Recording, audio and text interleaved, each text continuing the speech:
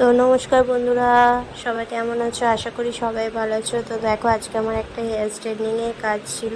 তো এটা আগের লুকটা, তারপরে দেখো কত সুন্দর হয়েছে লুকটা। তো রেজাল্টটা তোমরাই বলো কীরকম লাগছে হেয়ার স্ট্রেটনিংটা আজকে। তো তোমরাই জানাও আমাকে। তো এটা করেছি, যদি কেউ করতে চাও তো আমার সাথে কন্ট্যাক্ট করতে পারো।